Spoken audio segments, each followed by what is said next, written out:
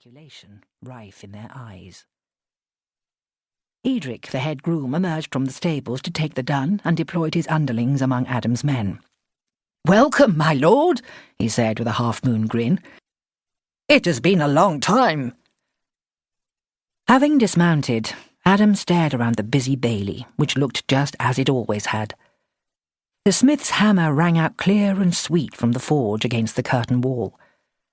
A soldier's woman was tending a cooking pot, tripoded over an open fire, and the savoury steam drifted tantalisingly past his nostrils, reminding him that he hadn't eaten since well before prime. Hens pecked underfoot, doves from Countess Judith's coat cooing and pirouetting among them. A curvaceous serving girl carried a tray of loaves across the ward and was whistled at by a group of off-duty soldiers playing dice and warming their backs against a sunny timber wall. "A long time, Edric," he agreed with a sigh and a weary smile. "Is Lord Guyon here?" "Out hunting, sir, and the Lady Judith with him." Edric looked apologetic and then brightened. "Master Renard is here, though, and Mistress Heulwen." The smile froze upon Adam's face. He set his hand to his stallion's reins as though he would mount up again, but then glanced round at his men. He could hear their groans of relief and see the way they stretched stiff muscles and rubbed sore backs. They were tired, having ridden a bone-jarring distance, and it would be foolish and grossly discourteous to ride out now that their presence was known. A young man with a stork's length of leg came striding towards him from the direction of the mews, stripping a hawking gauntlet from his right hand as he advanced. He had pitch-black hair and strong features just beginning to peer out of childhood's unformed roundness. It took Adam a moment to realise that this was Renard, Lord Guyon's third son, for when last encountered the lad had been a lanky 14-year-old with less substance than a hoe-handle. Now, although still on the narrow side, his limbs were beginning to thicken out with pads of adult muscle, and he moved like a young cat. "We thought you'd gone for good." Renard greeted Adam with a boisterous clasp on the arm and a total lack of respect. His voice was husky and a trifle raw, revealing that it had but recently broken.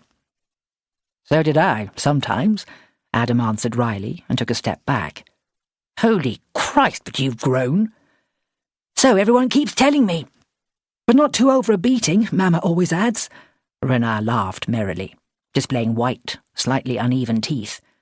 "She's taken my father hunting because it's the only way she can get him to relax his responsibilities for a day, short of spiking his wine, and she's done that before now. There's only myself and Heulwen here. She'll be right glad to see you." Adam lowered his gaze. "Is her husband here too?" They went up the 4-building steps and entered the great hall. Sweet, scented rushes cracked underfoot, and sunlight shone through the high window spaces and illuminated the embroidered banners adorning the walls. Renard bade a servant bring wine, then tilted his visitor a speculative look from narrow, dark grey eyes. "Ralf was killed at midsummer by the Welsh." "God rest his soul." Adam crossed himself, the words and gesture emerging independent of his racing mind. Renard grimaced. "It was a bad business. The Welsh had been biting at our borders like breeding fleas on a dog's back ever since it happened. Warrin de Mortimer chanced on the attack, drove the Welsh off, and brought what was left of Ralf home. Heulwen took it badly. She and Ralf had quarrelled before he rode out, and she blames herself." The maid approached them with a pitcher and 2 cups, her eyes flickering circumspectly over Adam. He stared through her, a muscle bunching and hollowing in his cheek. The wine was Rhenish, rich and smooth, and he almost retched, remembering Heulwen's wedding day and how he had drunk himself into a stupor on this stuff, and Lady Judith had forced him to be sick in order to save his life. Afterwards, the incident had faded into a memory, recalled with wry chuckles by everyone except himself.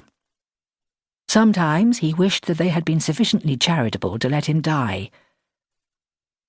Renard sat down on a fur-covered stool before the hearth, dangled his cup between his knees, and said disgustedly, "De Mortimer's been buzzing around Heulwen like a frantic wasp at an open honey jar.